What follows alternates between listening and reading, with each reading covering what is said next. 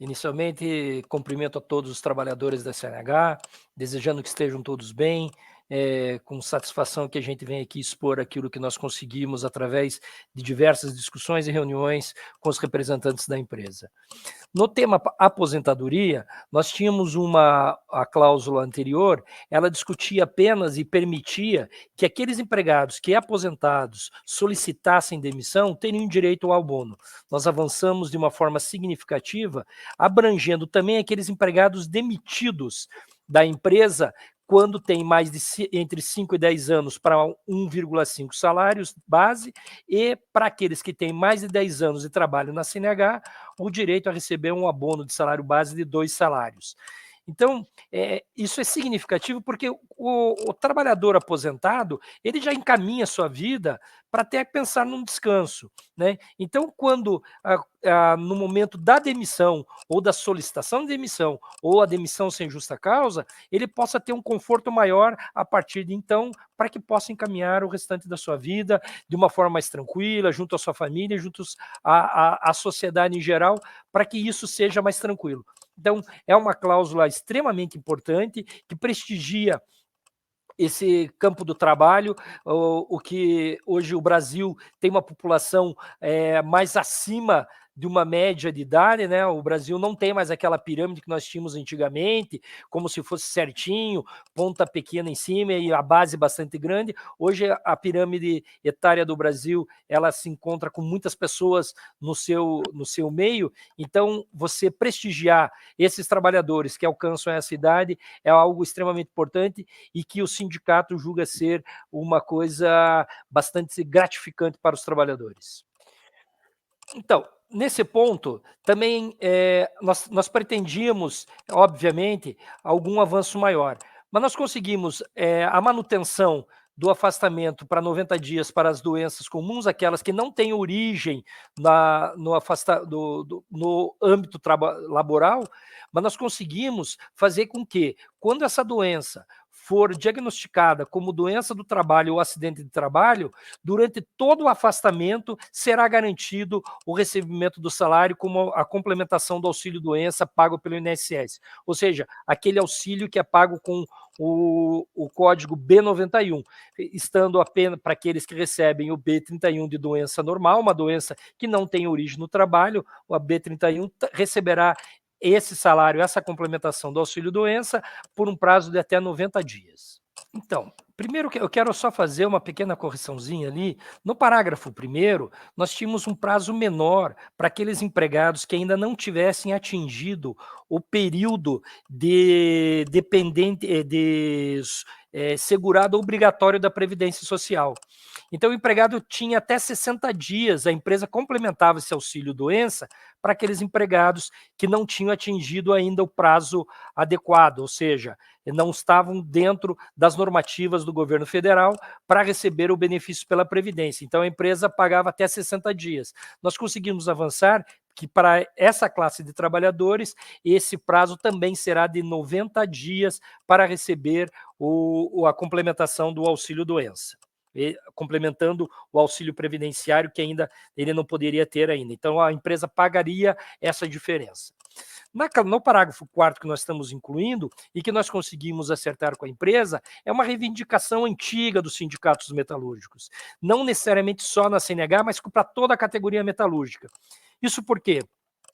Muitas vezes o que acontecia é que o trabalhador se afastava pelo INSS, seja por doença comum, seja por doença profissional, e às vezes os recursos junto ao INSS eram extremamente morosos, e aí vencia o prazo do auxílio previdenciário, seja B31, seja B91, e esse trabalhador ficava naquele limbo, ele não sabia se tinha que voltar para a empresa ou não, porque ele poderia exercer o seu direito de apresentar recurso administrativo junto ao INSS ou, se optasse pela via judicial, apresentar junto a uma vara federal previdenciária um recurso judicial para discutir o porquê da não extensão do benefício e do auxílio previdenciário. O que nós estamos conseguindo? É que o empregado da CNH que retornar do auxílio e ter feito o recurso para a continuidade do recebimento do benefício, ele tem um prazo hábil de 5 dias para apresentar à empresa e não ser considerado que nesse prazo ele possa ser caracterizado como um abandono de emprego ou faltas injustificadas ao trabalho. Então, isso é de extrema valia para o trabalhador, porque poderá ter essa tranquilidade de retornar do benefício, solicitar através do recurso administrativo ou judicial junto aos órgãos competentes e poder apresentar para a empresa posteriormente que apresentou e que junto ao INSS ou junto à Justiça Federal, apresentou recurso competente para a discussão do alongamento e da persistência desse benefício. A questão da homologação das rescisões de contrato de trabalho também é algo que nós tivemos muito problema a partir da reforma trabalhista disposta na Lei 13.467 de 2017. Essa reforma trabalhista, entre outros males causados aos trabalhadores, nos impediu de participar ativamente nas rescisões do contrato de trabalho. Quando se facultou a assistência do sindicato, nesse momento em que o sindicato pode ter uma leitura perfeita da sua categoria. É nesse momento que, às vezes, o sindicato consegue identificar doenças profissionais que não são denunciadas durante o contrato de trabalho, assédio moral, assédio sexual, problemas gerais dentro da empresa, a exigência exagerada do cumprimento de horas extras, que são denunciadas geralmente nesse momento, ou seja, na rescisão do contrato de trabalho, em que o sindicato participa ativamente na homologação. O que nós conseguimos acertar com a CNH é que, a partir dessa database, as rescisões serão feitas de forma presencial, inclusive na sede da empresa, cabendo ao sindicato indicar o homologador. Não há problema, nesse momento, quanto, inclusive, ao agendamento, porque o site do sindicato é bastante específico, bastante claro e tem bastante espaço para os agendamentos. Então, a empresa fará o agendamento, o sindicato indicará o homologador e participará ativamente desse momento nas rescisões do contrato de trabalho, o que permitirá um cumprimento mais claro da lei e das normativas que nós temos nas nossos acordos coletivos de trabalho. Ok. Os sindicatos metalúrgicos, há muito tempo, vêm discutindo a questão da inclusão da mulher no mercado de trabalho. E muitas vezes nós temos a dificuldade de estabelecer garantias para que a mulher trabalhe de forma tranquila em relação, notadamente, à questão da gravidez, da gestação e do período posterior. O que nós conseguimos nesse ano é aumentar a estabilidade da gestante para o mesmo período do afastamento, ou seja, 5 meses após o parto. Nós queríamos um período maior, mas isso não foi possível. Mas nós conseguimos avançar nessa questão que é extremamente importante no aspecto social e para a garantia da boa convivência da mãe com seus filhos nesse período de 5 meses após o parto, garantindo no último mês, no 5º mês, a estabilidade também, como é garantido nos 4 primeiros meses. Nesse sentido também, visando a manutenção das condições de saúde e segurança dos trabalhadores, houve um avanço em que nós precisamos qualificar os cipeiros. Não basta o cipeiro ser eleito da CIPA e não participar de cursos de qualificação, saber quais são as normas regulamentadoras do trabalho, o que é necessário, o que pode, o que não pode, o que ele pode fazer na linha de produção, caso haja algum problema. Tanto é que o cipeiro tem a obrigação, desculpe, de havendo algum problema na linha de produção, de intervir imediatamente. Então, a ideia do sindicato, e que a gente conseguiu acrescer no acordo coletivo de trabalho, é que seja permitido um afastamento, uma participação de até 4 dias por ano dos cipeiros junto a cursos de qualificação do sindicato para a CIPA. Não é aquela questão da CIPAT, que é obrigatório por lei, e sim cursos diferenciados em que o sindicato preparar o cipeiro para que possa desenvolver a contento as suas atividades de saúde e segurança no trabalho.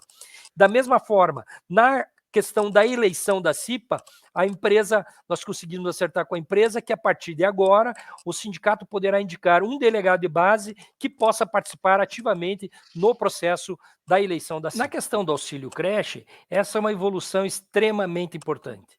Né? Nós estamos vivendo uma sociedade em que nós observamos que muitas famílias estão sendo conduzidas hoje pelo gênero feminino. Né? Isso é uma coisa, uma evolução da sociedade em que não existe mais uma condução apenas do gênero masculino como o sustentáculo das famílias. Mas o que o sindicato visava em relação a isso é estabelecer uma condição para que as mulheres possam, com tranquilidade, com muita paciência e sobriedade, poderem trabalhar de forma tranquila, sabendo que seus filhos estão sendo assistidos ou através da empresa que tem a creche, né? Então, se a empresa tiver a creche, vai ser garantido o recebimento do benefício. E aquelas que não tiverem, poderá optar a trabalhadora por receber até 20% do salário normativo da categoria para filhos até 6 meses de idade. No caso de não haver a comprovação comprovação de que o filho estará em alguma creche nesse período de 0 a 6 meses, a empresa se comprometerá a pagar 10% do piso normativo. As demais cláusulas e itens sobre o auxílio creche não interferem necessariamente porque falam apenas da não incidência para efeitos salariais, e a outra apenas dizendo que no caso das empresas, não necessariamente da CNH, que se a empresa fornece a forma para que o empregado possa deixar ou que tenha uma condição bem mais favorável assinada com o sindicato ou através de um acordo coletivo, aí esse benefício não prevalecerá. É isso aí, Grazi. O nosso acordo coletivo estabelece que estão fora de alguns benefícios os gerentes e diretores da planta, né?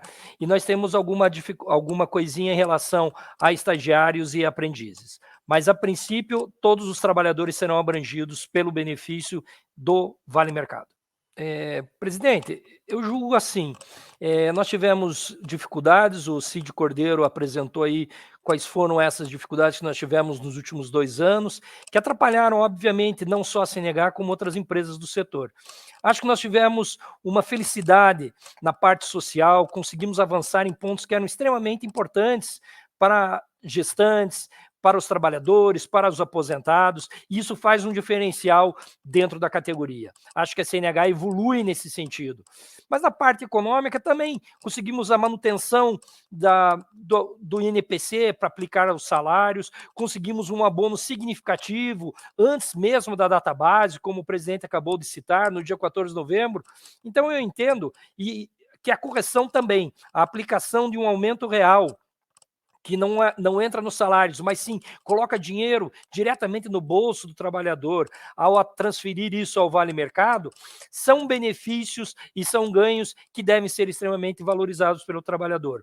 Não é tudo que nós queremos, mas é muito que nós conseguimos. Acho que o trabalhador deve ter consciência na hora de votar, deve ter paz de decidir aquilo que é melhor para si e para os demais colegas de trabalho. Acho que é uma proposta interessante, mas, como sempre, os sindicatos metalúrgicos colocam a mão do trabalhador a decisão pelo futuro da negociação ou não, ou desse acordo coletivo de trabalho. Acho que é isso, presidente.